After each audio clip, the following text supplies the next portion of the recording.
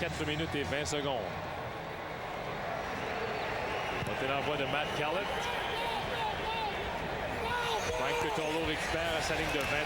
Coutolo qui revient jusqu'au 40. Et les plaqués allons retrouver David Arsenault.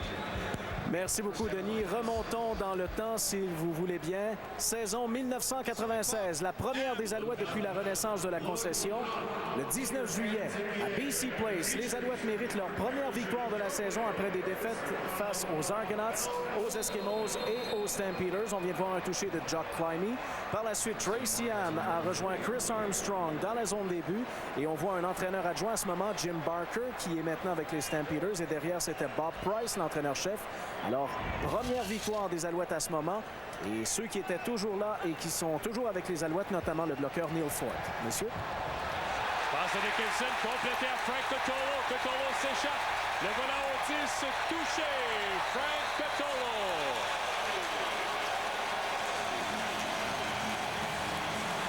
Quel synchronisme de la passe, Denis. Coutolo, aucune finesse, un sprint. Dépasse Omar Evans. C'est Omar Evans qui s'est fait prendre les deux pieds dans le ciment. Et la passe parfaite de Dickinson. Dickinson qui repère Coutolo. Et Coutolo n'a qu'à se mettre sous le ballon. Et par la suite, un joueur très rapide. C'est le sprint final pour la zone des buts. Un jeu de 70 verges. Dickinson à Coutolo. Et pour Frank Coutolo, c'est un 6e touché cette saison. Alors, les Lions répliquent immédiatement. Et on essaie le converti de 2 points. Oui, on veut pour égaler la marque. Créer l'égalité immédiatement.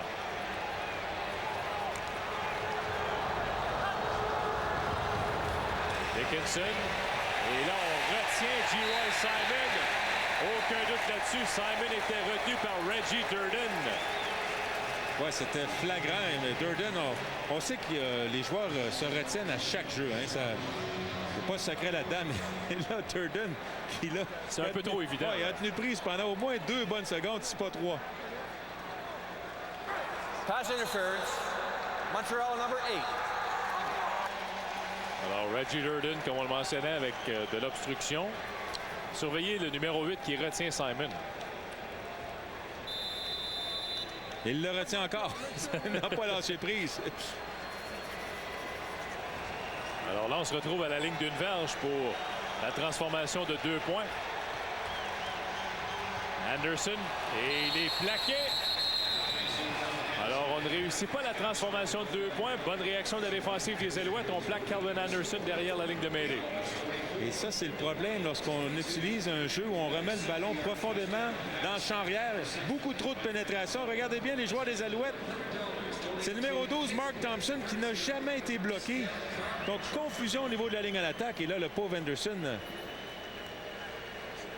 ne pouvait absolument rien faire sur ce jeu.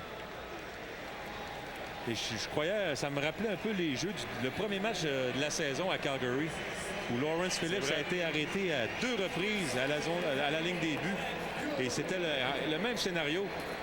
Beaucoup de joueurs des Alouettes s'étaient faufilés derrière la ligne à l'attaque.